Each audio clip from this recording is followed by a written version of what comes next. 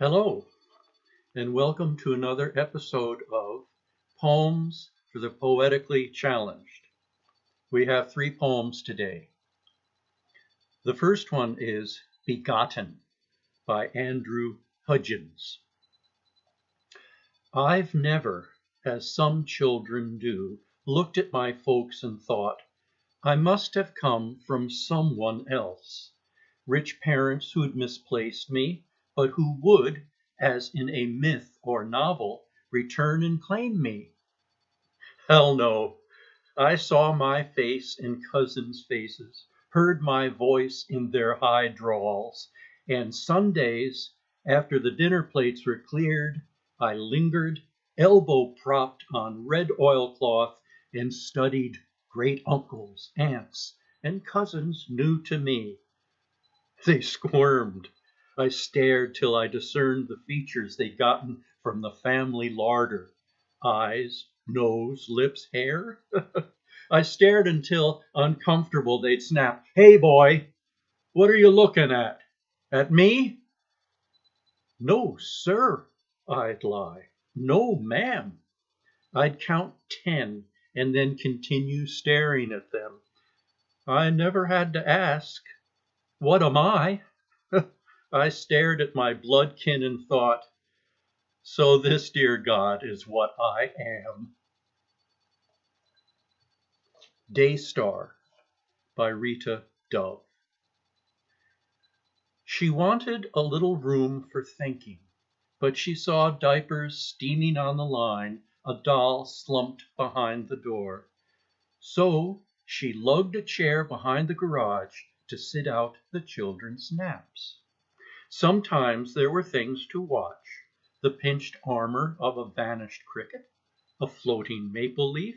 Other days she'd stared until she was assured when she closed her eyes she'd see only her own vivid blood.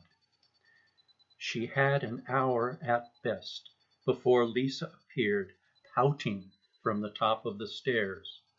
And just what was Mother doing out back with the field mice? Why, building a palace. Later that night, when Thomas rolled over and lurched into her, she would open her eyes and think of the place that was hers for an hour, where she was nothing, pure nothing, in the middle of the day.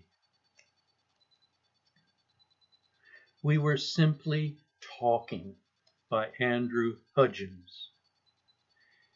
We were simply talking, probably work or relatives or even Christmas presents, when the car slid and I corrected, fish-tailed and I corrected, then we were gone, sliding sideways, sliding backward on black ice and staring into the grill of a diesel tractor, also sliding, and in that instant I was ready to die.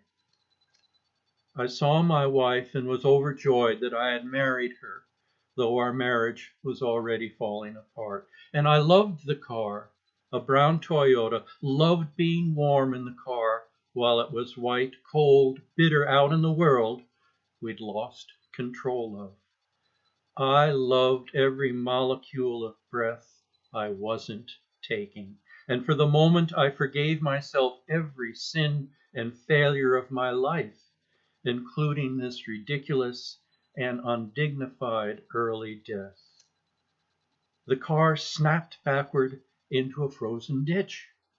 I sat speechless, shaking, my wife speechless also, and a man pulled up, a salesman. You folks okay? Suddenly the radio roared, and by the car a dog barked wildly, and yes, we were fine. Fine.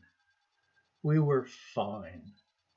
But what was fine, I wondered, and why do we always have to speak?